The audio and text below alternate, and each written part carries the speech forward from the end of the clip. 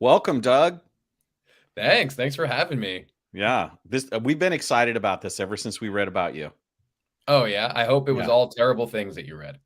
It was horrid. Perfect, because I wrote them mostly myself. So that's Oh, right. Yeah. Well, Twitter's our resource for looking at people. We find that information on Twitter is usually very reliable. Well, oh and yeah. then Art, our producer, got some really like sexy texts from your PR agent, so that really Oh, helped that was get also you me. hooked. Yeah, I just by a different name. Are you wearing green? I am not. I decked out my You're out of here. daughter just See ya. totally in green, and I was like, I'm just wearing blue and white today because I didn't This think. episode's over. That's it. We're done. Yeah, Yeah, except that it's actually Monday, and and Yeah, but I think by now people know. people They've know it's seen not. Oz the Great and Terrible. Your coffee cup could be thought of as green. It it's more of a it's teal. That's not Irish teal. enough. It's not. No, there's no teal Irish No, people. no. It's green or nothing. Emerald is the Yes. greenest we got to go. Yeah. This doesn't qualify. Yeah. Well, to me, yeah, because that looks like That looks highlighter green. yellow with the glare. Yeah. Yeah. It's a glaring example of glare. Just right in your face, right at you. All right, sir. Wow. Well, Doug, which do you prefer? Either. I'm fine with Doug, but if you want to get just really, really professional, you can call me Douglas or Sir. I don't know either. Sir Doug. Yeah, I was Yeah. going for knightly, but I don't think I would be able to carry all that metal on my body. Yeah, it's too much baggage. Yeah. I mean, I heavy had a metal. tongue ring once. That was enough metal for me.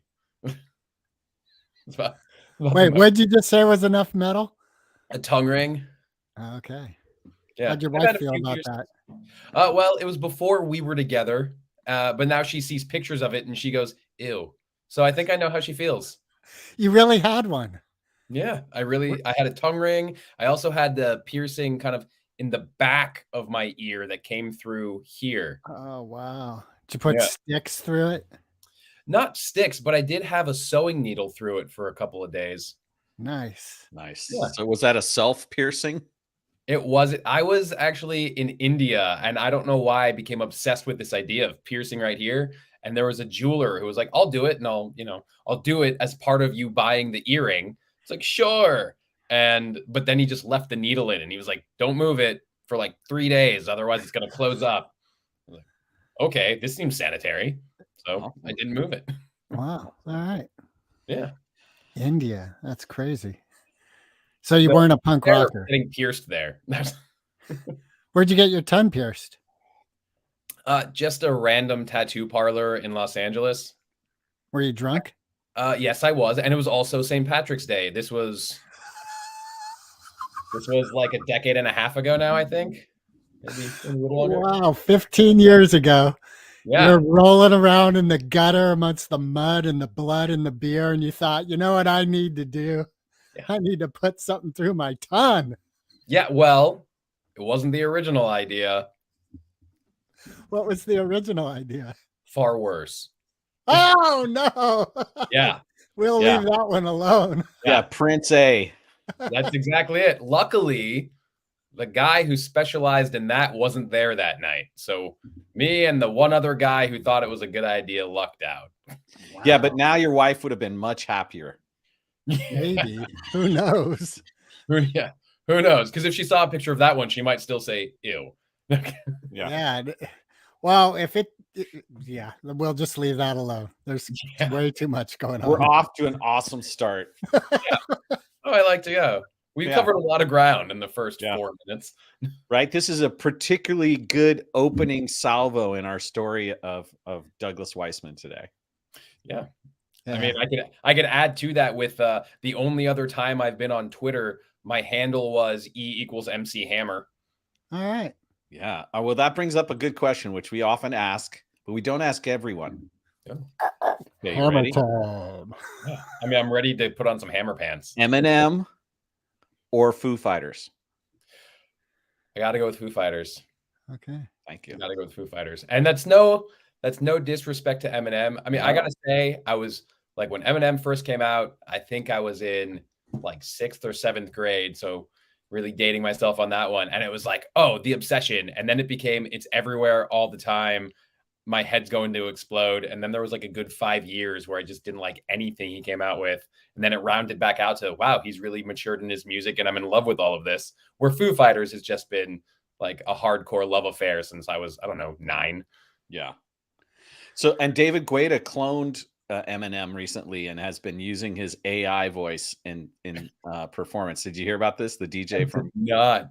yeah. So check that out on YouTube. I'm Okay. a little afraid, but I'm going to. Yeah. Yeah. But I think also M just surpassed Drake as #1 sales in rap. Really? Yeah.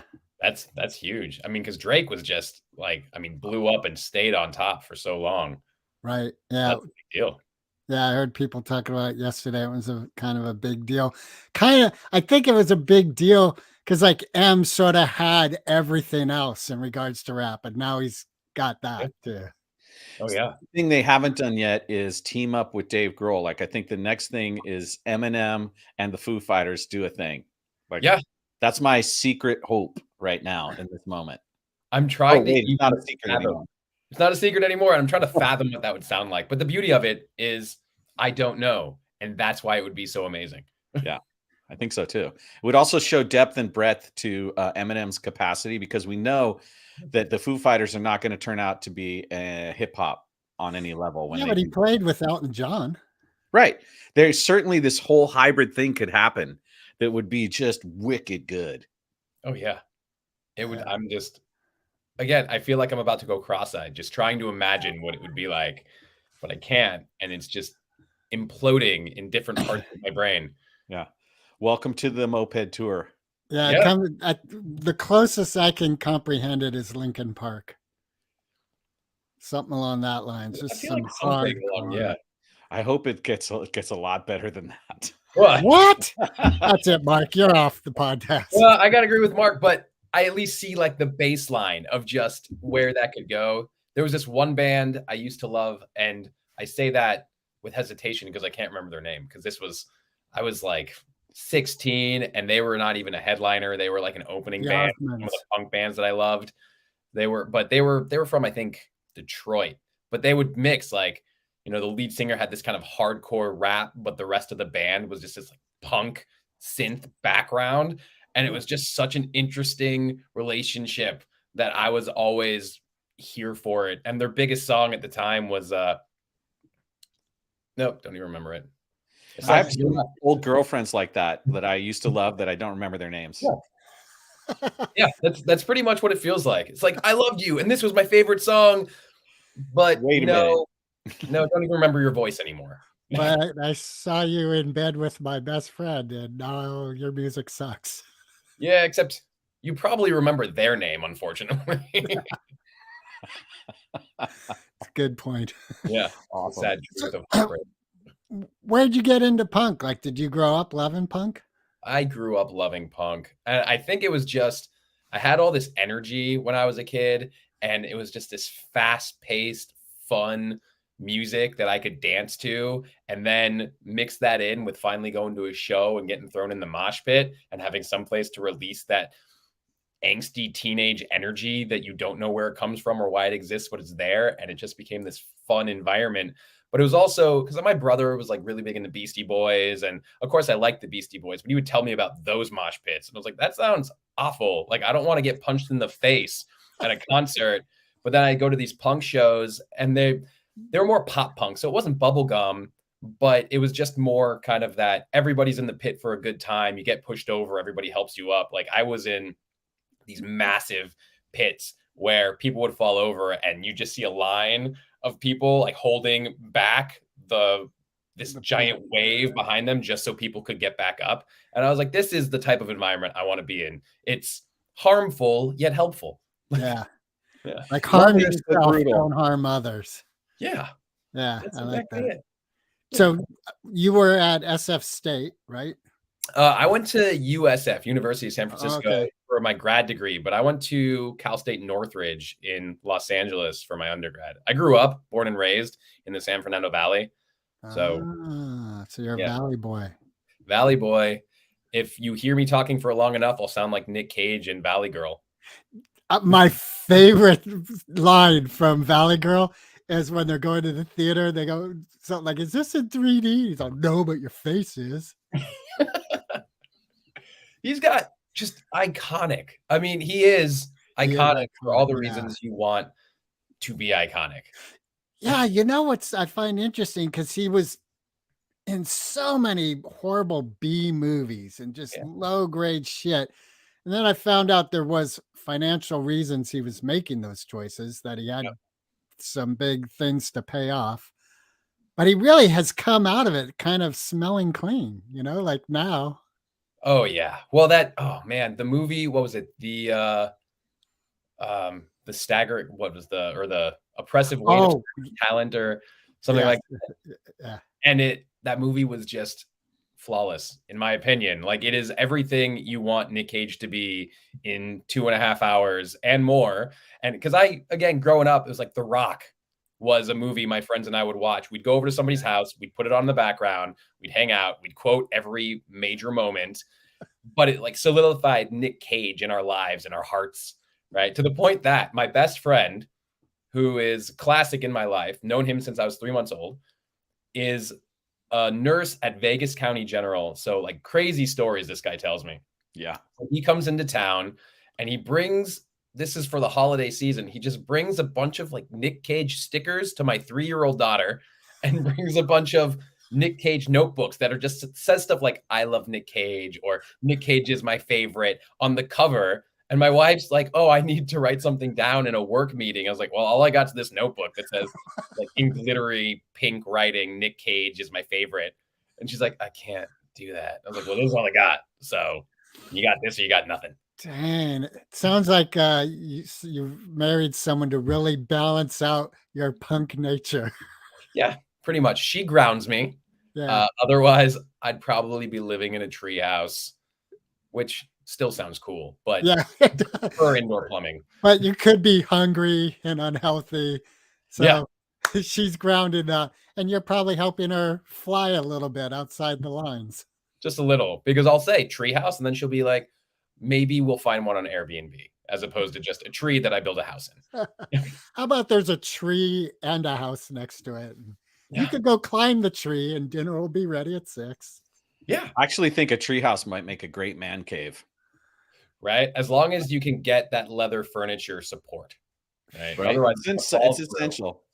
Yeah. Yeah. So I just have this image of like putting a lazy boy in a treehouse and just falling right down because the baseboards aren't thick enough. And that's probably the treehouse I would build. Yeah. Not Andy. I had a much more high end, like actual, like well constructed, well decorated, like treehouse thing with like a stairway that works, and A stairway that works, not just the ladder thing. Yeah, because I would go with the ladder thing. Okay, you're like building an ADU in a tree. That's right. That's exactly right. With 4K and surround sound, and a guitar and an amplifier. I mean, eventually, you're gonna just do like a little tunnel from the upstairs to the treehouse. Because why even bother with stairs when you already have it connected to your house? It's like one of those Vegas walkways. No, a slide. Well, a zip line from the window. There you go. Yeah. And then a habit trail slide down to the pool. And a breakable window that you go through. Yeah, just like in my daughter's 3, but is obsessed with Goonies right now, which I totally condone. And just that scene where Data zip lines directly into Mikey's house and breaks the door. Who could want anything more than that? You can't. Okay, man. I think we have our life plan ahead of us. Yeah. There's time. Absolutely. That's right. So what's one of the best punk shows you ever went to? Oh, man. I would say my very first Warped Tour was definitely one of the best. I mean, I went to the Warped Tour for practically a decade. Every year without fail, I would go because it had the lineup of most of my favorite bands. And you know what? I lied. It wasn't the Warped Tour because there was, I think it was called the Save Johnny show. Save Johnny, Save Jimmy. It was, I think, the trombonist of Save Ferris. We would love Save Ferris. The trombonist had cancer or some sort of disease, and so they put on this show with all of my favorite bands. Goldfinger was there. Real Big Fish was there. Less Than Jake was there. Homegrown was there. And like all of these people that you don't necessarily get all lumped together was at this one night show in Hollywood. And it was my 18th birthday. Oh, wow. And it was one of those sold out shows that nobody could get tickets to. And I had a buddy who got tickets, but he didn't have a ride because he didn't drive. But he lived an hour away. And so like I live in San Fernando Valley. He lived in the South Bay. So going is like a snail crawl in rush hour traffic. And I had to go pick him up, then drive back to Hollywood, which was only like 20 minutes away from my house. So we could go to this concert, then drive him back. But at least at that point, it's like 2:00 in the morning. So there's no traffic, then drive back to my house. So I didn't get home till like 3 or 4 in the morning on my 18th birthday. My dad's like, you still have a curfew, but just because you're 18. I was like, yeah, but the show, like totally worth it. Totally worth it. I mean, I was getting thrown out of the pit. I was diving onto people. It was, all the iconic figures of my youth, which I was still youthful. I was 18, but just in one place at one time that like just forged my music sensibilities at that time. I couldn't have it any better. That's awesome. Yeah, my late 40s, I had a chance to have some Jaeger shots with, now their name escapes me. I know that feeling. Oh, dear. Flogging Molly. That's Flogging Molly, that was it. Oh, my goodness. Really? Yeah. Oh, that must have been incredible. Yeah, they were doing a show with Pepper. With Pepper? Yeah. I feel like that's such a surprising mix. It was the Jägermeister tour, in fact. Oh, well, that makes sense. Wait. That also explains why they were together, because Jägermeister bringing Pepper and Flogging Molly together. Oh, and a perfect St. Patty's Day reference with Flogging Molly. Yeah, exactly. No, I misremembered it. It was Pennywise. Oh. Instead of Pepper or instead of Flogging Molly? Instead of Flogging Molly. But I did get to see Flogging Molly on a Pepper tour, but I didn't do Jägermeister shots with him. But here's the Lammy from the Jägermeister tour with Pennywise. Oh, that's awesome. I would have done Jaeger shots with Pennywise, hand down. Yeah, fuck yeah. That's why I don't remember. It was a band. We were doing Jaeger shots. It was fun. Yeah. It was somebody who played music. Might have been my guitar teacher, but we did Jaeger shots together. Right? Yeah. I think we got a budding story going here. Like we could just kind of keep going, making it up. Yeah. Why not? I mean, history of rock that didn't happen. But let's bring Nick Cage back into the story, and I'm sure it'll get that much better. All right. Okay. Nick has a sick granddaughter who he has to find some way to save her, and she needs a special treatment. So he's trying to make money. And so he becomes a rock promoter, and he doesn't want anyone to know who he really is. So he's promoting these shows, but he's being disguised because he doesn't want it to be about him. He wants it to be about his granddaughter. And so he goes and he gets all his favorite bands, and he gets Jägermeister to sponsor it, but he's sober. And everybody the whole night is trying to get him to do a shot with him. And eventually there's this YouTube thing that happens where people are bidding money. If he'll just take a shot, he'll get like, $1 million that's gone into this pot. And so he takes a shot, and then everything falls apart because he totally loses his sobriety. He goes off the deep end and he starts snorting speed. Next thing you know, he's like robbing a bank with Emilio Estevez, who he's like, where the fuck have you been? Yeah. He was actually in one of the bands, hiding out as one of the band members in the background. Yeah. Oh. And then not only do you get Nick Cage obviously screaming at one point, Nick fucking Cage, but you also have Emilio Estevez with somebody screaming in the background, Emilio! All right, Keanu Reeves is trying to get in the stage door, and no one will let him in. They're like, nah, fuck you, Keanu. Get the hell out of here. Yeah, but he obviously plays Kung Fu. This topic has come up with Mark and I before. But now we got Punk, and now we got Emilio. So did you ever see the movie Repo Man? Repo Man. Oh, of course. Okay. All right, we can continue. Yeah, that was going to be the cutoff for me. Like that was it. Yeah. The wearing green we'll let slide, but if you haven't seen Repo Man, you're out of here. Yes. We were trying to remember because all the repo dudes were named after beer, and we were trying to remember all their names, and we like there was Bud. Yeah, it goes out the window for me. I mean, usually because it's like at that point of seeing the movie, similar to the Jägermeister story. It's like, are you ever really in the right state of mind when you watch that movie? Yeah. On purpose. Yeah. All right, so speaking of movies, you say you're a screenplay writer. I say it, but do I mean it? That's what I'm wondering. Yeah. No, I mean it. I mean it. I work on your Tinder profile.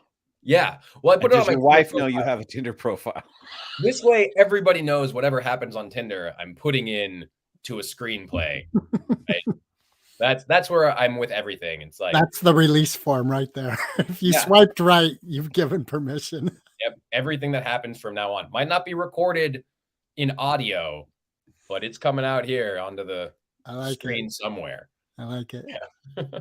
So, I mean, I spent a lot of years doing like really boring, like corporate brand stories, which, I mean, they're fun in a lot of ways, but that's just where it was. And you see a lot of this, so much of it is like, we want to do something interesting and new. And then you give it to them and like, yeah, that's amazing. But what if we pulled it back, do the same exact thing that we always do, because that's where we're comfortable. Oh, yeah, sure, we can do that, whatever. But that's every time that's what happened. But my buddy who has his company that I worked for, we went to see the show called Pulp Shakespeare. And some guy had taken Pulp Fiction and turned it Shakespearean. So it was all Shakespearean language. And oh man, the guy did such a great Christopher Walken impression too, and comes out in like the Venetian death mask. And then it takes it off and he's like, whoa. And I was like, oh my God. But it was just such a great thing. But before we actually watched the show, we were having dinner and we talked about how bad Indiana Jones 4 was, as so many people do. It's a great topic of conversation. Be careful. Mark likes it. Number 4. All right. I won't get into the logistics here, but what happened? The refrigerator killed it for me.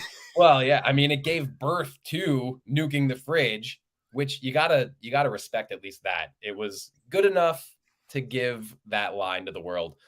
But my friend was talking about how all these big name directors and writers had stepped up to want to be part of it. Like Kevin Smith was, offered, and a bunch of other people. But I thought my friend had talked about Quentin Tarantino, and I was like, oh my God, Quentin Tarantino doing an Indiana Jones movie. And I misheard completely, but it made me go home and I was like, I'm going to write what it would look like if Quentin Tarantino wrote an Indiana Jones movie.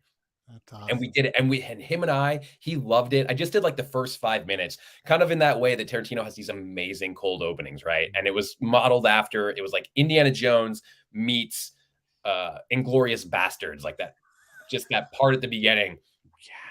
And I was just all for it.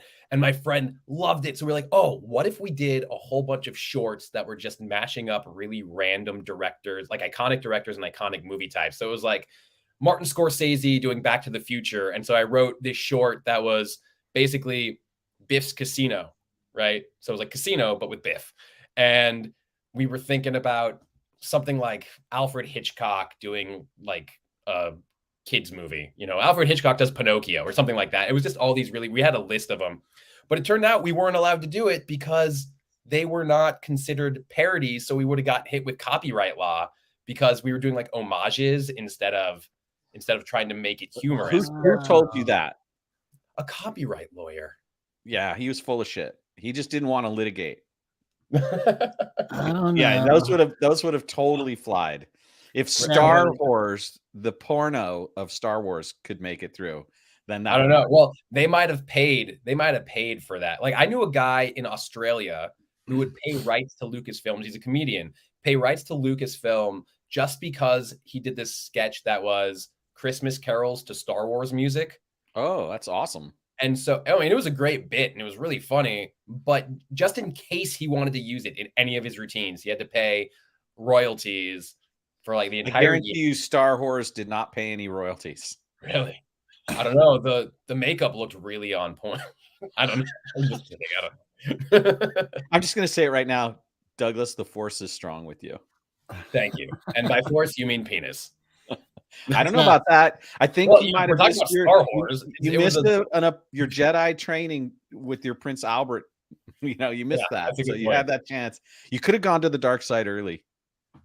I should. Well, they have cookies, so I'm always for the dark side. Yeah. The dark side. The dark side has cookies. So I was sad that you didn't make those movies. Like when you told those stories, I was like, oh my God, that's like a whole TV series. Like I would love to see that, like even shorts on Netflix or like, and I would love to see that. Well, I'm still up for it. I still have the slew of scripts, but I also took that one Indiana Jones one. And so the first one basically, and I turned it into a full feature that was like, all right, well, if I take it away from Indiana Jones and make it its own thing with its own characters and like still shopping that around. And then I was like, all right, well, I'm a novelist and I do novels before screenplays. Like I published 8 novels with a 9th one coming out next year. So I was like, all right, well, IP's huge, right? Most studios would rather buy IP than buy a screenplay. So I'm like, all right, well, I'll just turn it into a novel. So I turned it into a novel and I'm like, all right, well, now I can sell it to somebody else as a novel and then sell the IP. So hopefully in the next 5 years, you're going to see it in one form or another. What's an IP? Intellectual property. Okay. Yeah. So like, just like Hunger Games or Right. Yeah. Whatever new one is out. Hunger Games really What's is the old. distinction between a book and a screenplay that makes the book more IP-ish than the screenplay? Basically with a book, they just know that there's already a following, right? So they don't have to invest money in a screenplay from a no-name writer that might not go anywhere because they don't want to have to do anything new and creative.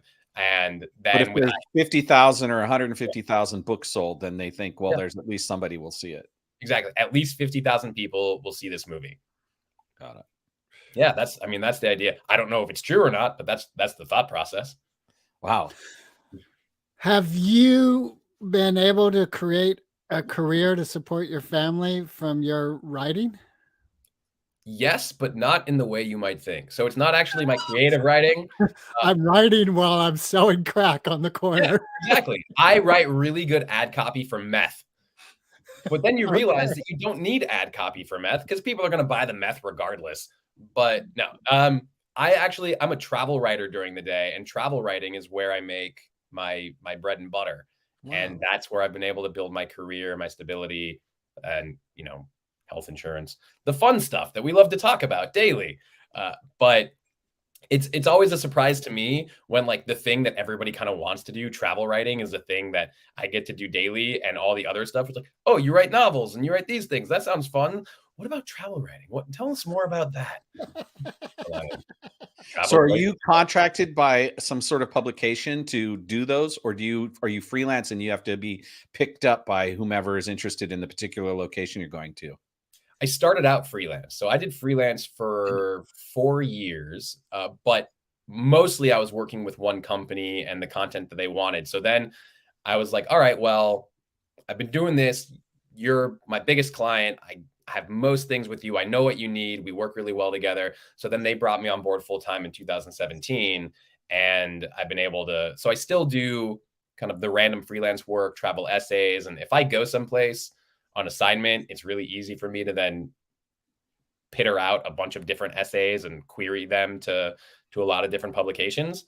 But mainly things go just with this one company. And I've been doing so well with them that, like, I would say 90% of what's on their website, I've touched in some way, if not actually writing, being part of the team to create, all right, where is it going? Why are we creating it? What's the next thing that we have to do? So it's been fun. I mean, it's been very different and a lot of fun. Yeah. Can you? Yeah, it sounds very exciting.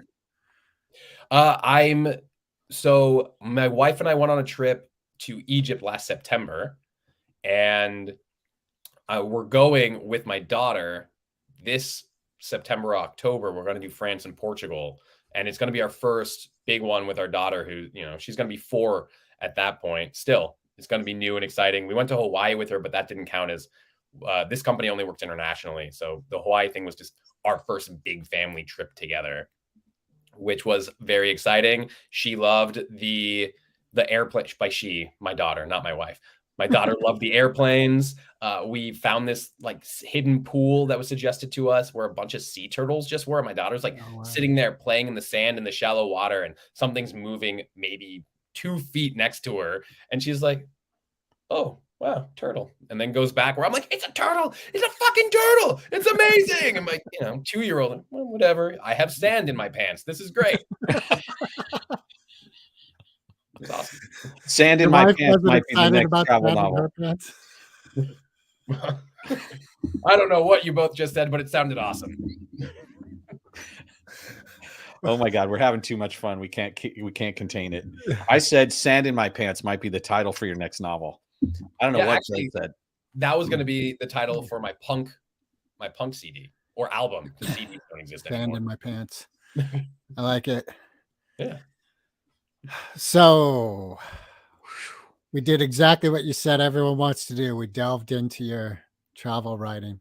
Oh, so you do screenplays and novels. That's nice, Doug. But what about that travel writing? Huh?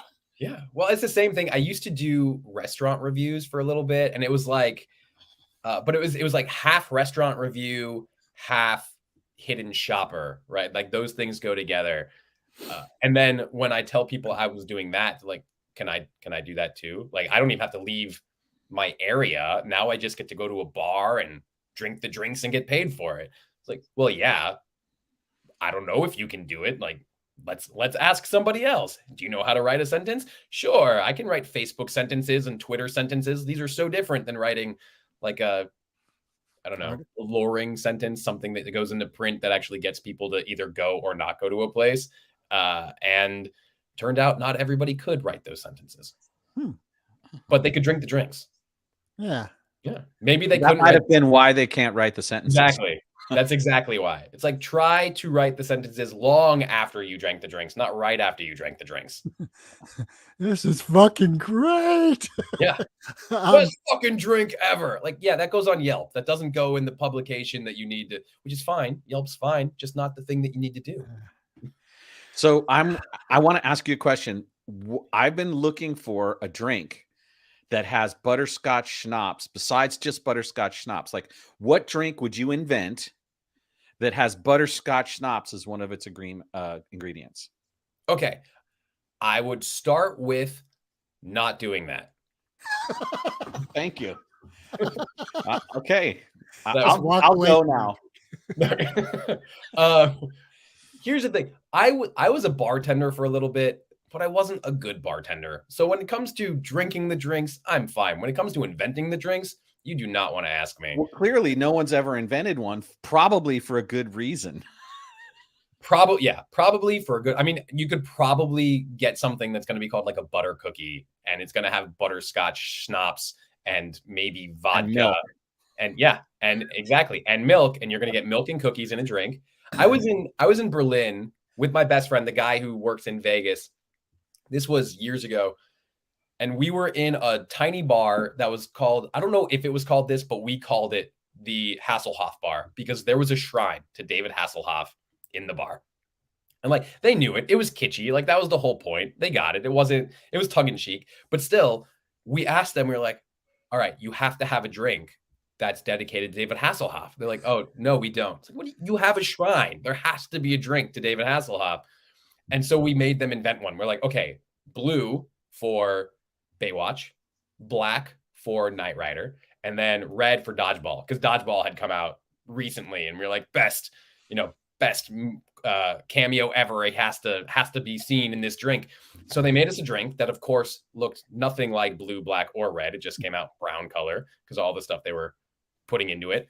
And we took the shot, and it was terrible. We have shots of us like, pondering, looking, praying to David Hasselhoff. And then that's the before. And then the after, we're both like hugging our stomachs.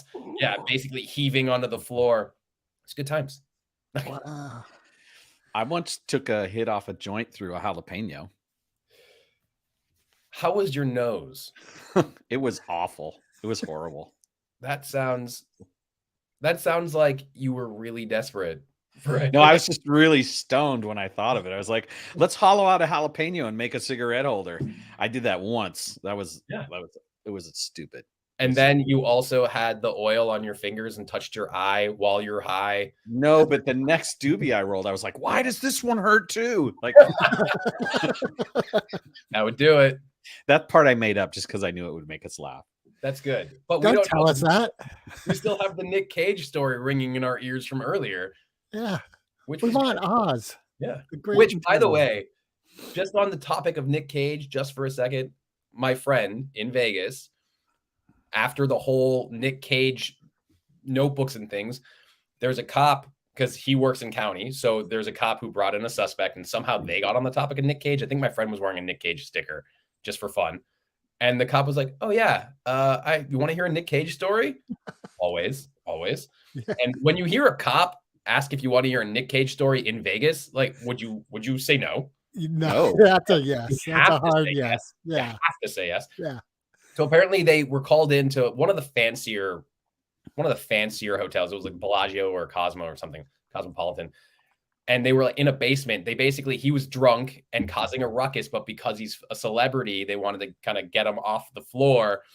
And this is it's like the ultimate Nick Cage thing. Like, you hear Nick Cage drunk, they lead him into like a dungeon area essentially. And then while he's down there, he's just like, do you know who you're dealing with? I'm Nick fucking Cage. Nick fucking Cage. And he just like kept screaming his name, Nick Cage. And so my friend tells me, and we both say the same thing. We're just like, that is the most Nick Cage story you will ever hear. Yeah. So I don't care if it's true or not. I want it to be true. So I think it's got to be. Yeah. You could backwrite the 3 hours prior to that happening. You could just like, Right. you could have such fun. Well, that's the thing. It kind of it's like when you start the movie, it's him in the cellar with the cops screaming, I'm Nick Cage. And then you like 3 hours earlier. Yeah. You lead in. Have you What I'd seen love that to new do is Western? have that subtext come up and then not show anything about Nick Cage for like the next hour and a half. Like just totally mess with the like that's like the ultimate tension. It's actually Hangover 4 is what you're showing. Yeah. And he ends up having some kind of affair with the guy who got mauled by the tiger. The Hangover movies. I don't know. I didn't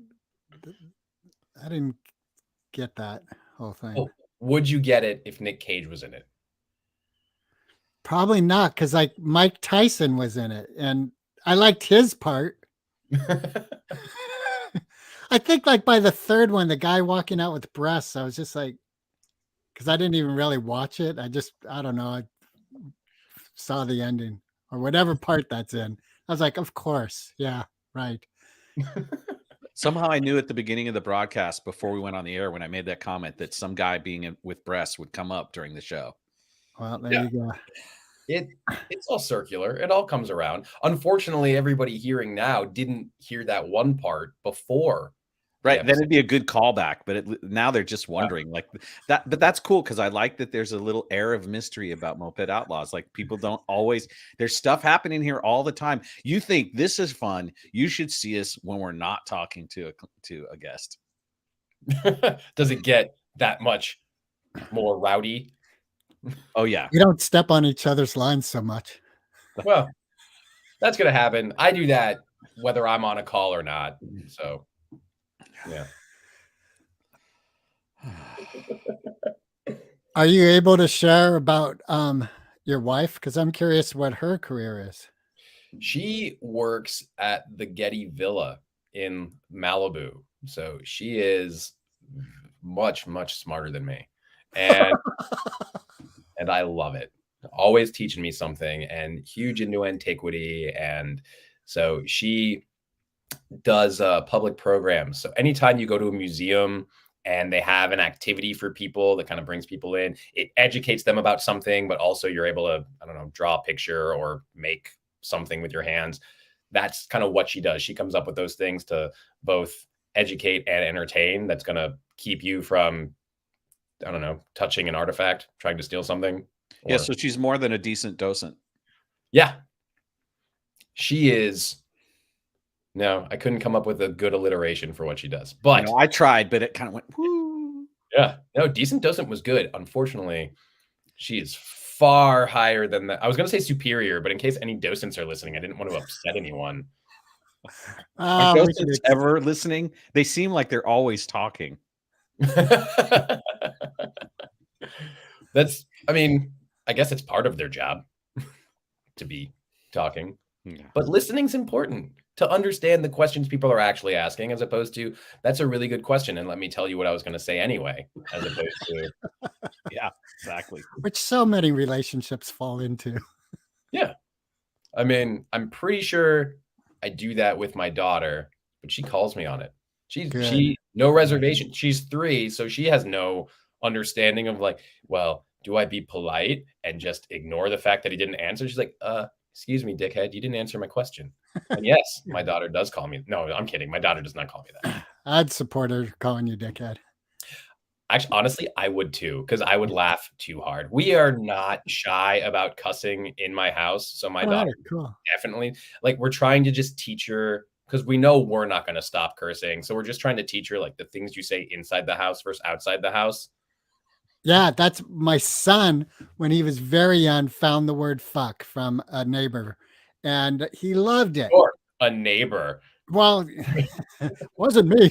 Anyway, but what I came to is I realized, he's not going to stop.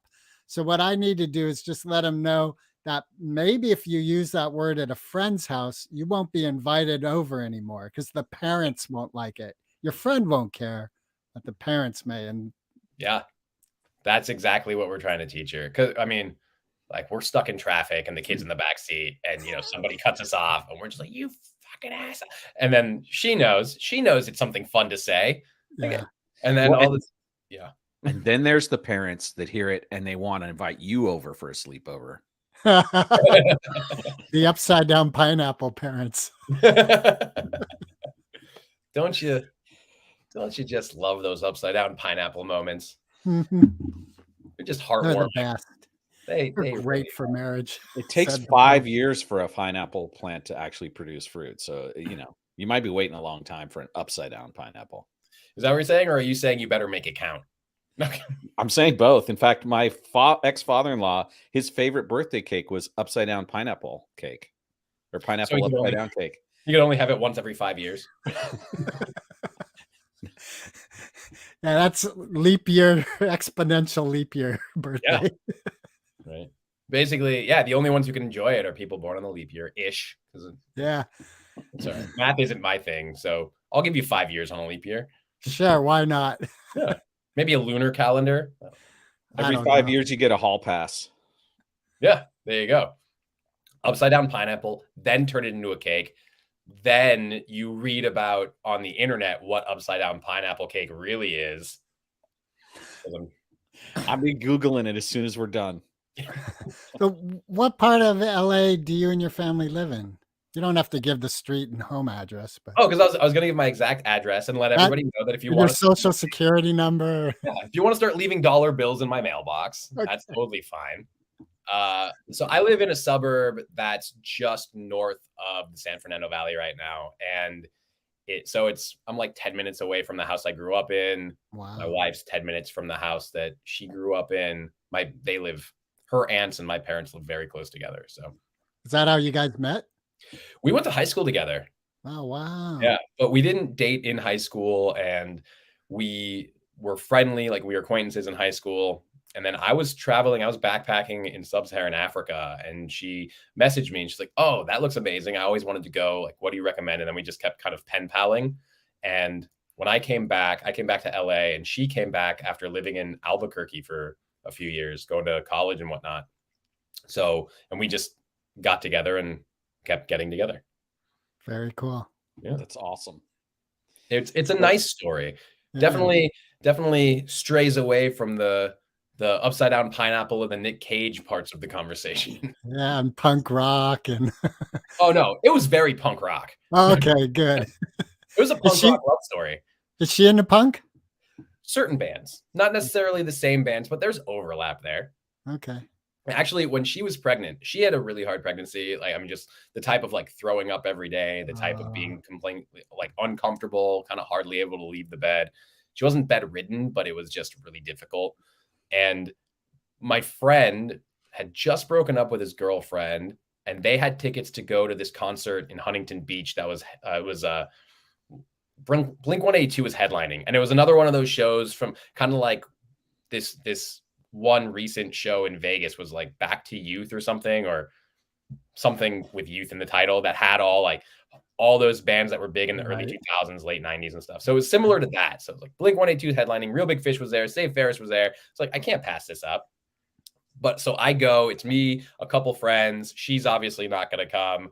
But it was the first time I was away from her all day while pregnant. And then, of course, it's like we leave at like 8 a.m. to get down to Huntington Beach. It's like an hour and a half in traffic. We're there all day. It ends at like 10:30. I've been in the pit all day. There are bands that she actually would have liked to see, but now she's just kind of bitter. Like, well, I would have liked to go. You hold this for a little while, and I'm going to go to the concert. By this, I mean the pregnancy, right? But, and then so I get back, and my friends are like, oh, it's, let's get in and out. It's like 11 o'clock. We haven't eaten all day. And I'm like, I think I need to get back to my wife now. And it was like a week later, she was in labor. So we really, wow. So I was like, oh, maybe we cut that one close, because there might have been some of those might not have been so false alarmy. Right. It could have got interesting. I would have called her and asked her whether she wanted a double or not. Oh, I did. And it was like, maybe you need to come home because I think I'm in labor. Also get me a double. No, lots of pickles. Yeah. All right. So I'm wondering, on your site, or maybe it was the profile, whatever, you said something about creating, like making the grotesque beautiful. Yeah. It is on my site. Yeah. So what's a real world example of that? A real world example of that would be my latest book, Life Between Seconds. It came out last November, and this is my shameless plug, so I'm pitching it out. Everybody listening, Life Between Seconds, go look it up. But is it on Amazon? It is on Amazon. Okay. It absolutely is.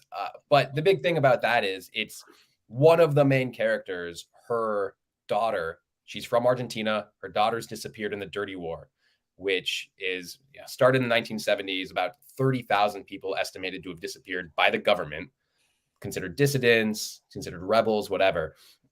And I mean, it's a grotesque situation, and even making more grotesque the fact that they would drug people and throw them out over the ocean, and that's how they would get rid of them, because it was cheaper than shooting them. And these types, and then it was also easier than burying the bodies. And I mean, it's hugely grotesque, but I was able to spin it into this beautiful story of loss and trauma and family dynamics and closure and found family, and looking for that concept of like, when you have this traumatic experience, do you really want closure from it, or will you let it define you for the rest of your life? And those are the things that I'm looking at. It's not like trying to make somebody gouging out your eyeball with their thumb suddenly have butterflies in it, but it's more about trying to find those grotesque moments in life that you can actually create beauty from. It kind of, what is like, even the prettiest flowers grow in shit. Right. Yeah. So do you have one of those incidents in your own life? There's a lot of different types of trauma in my family. My mom had cancer when I was 12. She's great now, but there was a lot of touch and go. There was a lot of just, especially in the formative years of your life, not really understanding how to approach these things. On top of that, there's a lot of intergenerational trauma. I'm Jewish, grew up in the Jewish community, very prevalent, lots of family, friends of family, connected, impacted by the Holocaust. And this is at a time when survivors were still around, sharing their stories often, as opposed to now, where you're lucky if you get someone who is willing to share at an age that they remember. One of my grandparents' closest friends was willing to talk to me about her experience. She hid in a barn in Holland, and the family took her in and pretended they were her daughter. Like, these just incredible experiences that both make you weep and smile, sometimes at the same time. But you hear about these things and you can't escape them. And you know that it's your culture, and you know that it's part of who you are. You also know that it's a shared experience, because that could happen to me just because of my religion, and at the same time, literally in that time of my life, the place that I went to preschool was called the North Valley Jewish Community Center. A guy walked in with a gun, and this is a preschool. It's children between the ages of newborns to 4 years old, walks in with a gun and just starts shooting people. It happened a mile and a half away from my home. It's the place that I went to preschool. I went to summer camp there, and I was watching it unfold. My sister's friend was shot. The secretary who I grew up with stood at the front desk was shot. They all came out okay, thank goodness. There were no fatalities. But like, this is the world that I was living in and that I understood and that I saw. And it was terrifying. So it 100% impacted the way that I view stories, that I tell stories, and that I grow from stories, but it also impacts the reason why I want to share stories. So that experience that you're just sharing, where's the beauty you have found in that real world story? That one I feel like is harder just because it's so much closer to home, where these other ones I was able to weave this beautiful tale, kind of imaginary, it's somewhat part of my life, where this one is like, have I even faced it kind of thing. But at the same time, my sister's friend has grown up and become like a giant gun advocate, and she's fine and healthy. Wait, you said a gun advocate? I mean, excuse me, gun control advocate, which, say what you want about guns, one way or another. I'm not here to tell you what you should or shouldn't believe in, but just like, she found a passion about a thing that she was able to drive forward towards because of the experience she had in her life. And she has been to the White House to speak about gun control. And then also, it brought my community closer together. I mean, in a way, it rippled out with these horrible effects where the synagogue that I go to, all of a sudden there are security guards around. They built fences around. It used to be this open campus, fences around it. And like, all of the synagogues in the San Fernando area, you now saw all these fences going up. But at the same time, the community came closer together. You knew who was there for you. You knew why they were there. You didn't really look at people with, I don't want to say disdain, but with some sort of questioning that might have been there before. Like, why are you here? Do you really belong here? It now became more of like a, yes, welcome. We're all here to support each other, and then become stronger for it. And I think that's really where the beauty came out of that, because it's obviously such a horrible experience that we've seen over and over again, especially, this happened in 99, and it was such a shock, where now it's like you hear about 3 of them in a week. Yeah. One of the things that strikes me about this is I felt an immediate tragedy when you described how the walls were built around the synagogue in a previously open place, because my experience of the people of Jewish culture is that there's a lot of creativity, a lot of openness, a lot of humor, a lot of what I would call open thinking. And I had this feeling like, even though I'm German and I'm not Jewish, that without that, I could literally probably walk into the synagogue and someone would joyfully show me the Torah and explain to me why it's significant and what the messages of love are that are in there. And so that to me, the closing down of that is just such a tragic thing, because I mean, of course the shootings are tragic, and the thousands of years of persecution of Jewish people, that's horrible. But there's this cultural reality that's been a part of my experience, which is that there's so much openness in this culture, and so much creativity, and so much curiosity about the way the world is. I don't experience Jewish people as dogmatic and fixed. I experience them as incredibly brilliant and creative, and looking for the beauty in the world. And I think that's one of the deeper tragedies about our situation, is that Jewish people are forced now to create these bunkers in their cultural community centers. And when I see them in San Francisco, it always shocks me, like, oh yeah. And that's a kind of privilege that I have, as another layer of white privilege, is that because I'm not Jewish, I don't have to worry about this sort of stuff. I, for one, would support us being brave and not putting up the barriers because in essence, we're putting up a barrier to the entire community, hundreds, thousands of people, when really only one came in and fucked it up. And I was even thinking of our White House, how since the insurrection, Yeah, more and more in our culture, this idea of putting up the barricades and safety, and it's really costing us a lot, because the promise of America was this idea of us all experiencing this broad spectrum of who we are and this openness and freedom to be. And then in that, what could percolate up? What could happen? And we've got some great examples of it. I mean, Nick Cage just being one of them. Nick Cage is the perfect bridge between worlds. And if you don't have Nick Cage, you don't have the power to come together. What was that movie? To rely on Bob Marley. What was the movie he was in with the whole Oz thing, the convertible? He thought it was one of his earlier ones. Maybe it was who's the director who did Twin Peaks and I think it was one of his movies. Why the name that's on the tip of my tongue is not the right person. That's same here. I want to say David Cronenberg, and that's not who it is. It's Dave, the meditation guy. Come on, Mark, help us out. Gosh, darn it! It's gonna kill me. It's gonna kill me. I'm Googling. I can't take it. It's okay. If you didn't call attention to it, nobody would have noticed that you were Googling.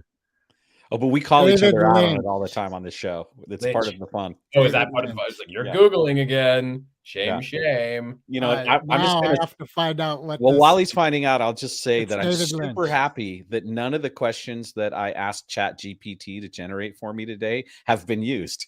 Good. Yeah, there you go. It's funny. I was actually, I'm really active on LinkedIn, and somebody put on LinkedIn today, this guy that I follow was like, it happens every once, I would say like once a week, somebody, because especially for writers or content creators, somebody will just write something like "Write for Humans," just that stupid and simple, but it's effective, right? The guy writes it, and somebody was like, "Did ChatGPT write that?" And he was like, "It took me 5 seconds to write that. It would take ChatGPT 15 minutes for me to put in the prompt that would then generate that one thing." And so I commented basically along those lines with a very simple, like, "Thank you for projecting this out to 73,000 of your followers, as opposed to me, who would just call my mom and say it to her, and then she'd be like, 'Is your job in trouble again?'" And he's like, "That's a very specific example. It's not mine. I swear. It's somebody." And I got the movie Wild at Heart. Oh yeah. And what's the director's name? David Lynch. Lynch, that's right. Yeah, and Wild at Heart, Nick Cage and Laura Dern. Yeah, that's a winning combination. Fuck yeah. I think that's a double feature with Repo Man. That'd be great. At a drive-in. That's what it should. Ooh. Are there any left in LA? Well, because of the pandemic, it became such a huge thing that these, all the malls that you can't actually shop in started having drive-ins, and they got really good at shipping people in and shipping people out really quick. So for my wife's birthday, she is an obsessed person when it comes to Poltergeist, that we live like 10 minutes away from the house that they filmed it at. Which one? The original? The original. Okay. And so like every once in a while she'll come home with a smile, and I'm like, "You drove by the house again, didn't you?" She's like, "Yeah." Playing the creepy music. So we did a drive-in. We did the drive-in for Poltergeist, and she was just, had the food. We had like hot dogs and popcorn, watching the movie. It was cool too, because you no longer have to clip in that weird thing into your car and have that weird quality buzzing in and out, because it was just everything was. It was like, oh, put your radio to whatever dial station, and you just have the tickets on your phone, and it was just a quality experience. Wow, that's awesome. So make out or no make out? Can't make out during Poltergeist because it's her favorite. She never would have let me live it down. Yeah. If it was like Repo Man, she totally would have been fine. But but on the flip side, if it was The Rock, I also would have been like, "No, we're watching The Rock. You are going to sit here and enjoy this movie." Okay, going back to Repo Man. Yeah, do you guys know the iconic ending line that Emilio says to the girl? It's, I think, the last line of the movie. No, I don't remember. School us. No, all right. So he's getting into the UFO, and she goes, "Wait, what about our relationship?" And he turns, "The relationship? Fuck that." Emilio. And the car goes rising up with that great ending soundtrack. Oh, spoiler alert. Yeah. Hey, Look, if you haven't watched angry Repo Man, fans here. Angry fans gonna be blowing up your Twitter. yeah, Oh, that that's in- album back here, I'm gonna date myself because I had the vinyl, that soundtrack, and it was one of my favorite. And I tried to find it on Spotify, and it is unavailable. Some people have put together a playlist that kind of gets it, but it's not. Speaking I of don't angry fans, that could be like a whole new web portal for people who want to make extra money. Oh, wait. Who produced, who financed that movie? Oh, I definitely am not gonna know that one. Yeah, me either. I just forgot his name. Michael Nesmith from the Monkees. Oh, yeah. Okay. Really? That makes Yep. total sense. Yeah. Does it Michael make Nesmith. total sense? Yeah, he also financed Head, the Jack Nicholson directed. Oh, I knew movie. that one. Yeah. Well, so I guess it does make sense now that you think about how See? weird they both are. Did you ever see Head? Of course, I saw Head. Okay. I'll be clear though. I did not see Head until watching the unauthorized biography about the Monkees, and then I was like, "Oh, this movie looks wacky. I have to see it." Yeah, its compatriot is a film called Skidoo. Have you ever seen that? No. Rings a Okay, bell. Jackie Gleason drops acid. Mel Brook or Jackie God. Gleason, like actual Jackie Gleason, or somebody actual playing Jackie Gleason, and then oh God, Marx Brothers, Head Marx brother, Groucho? Groucho plays God in the movie.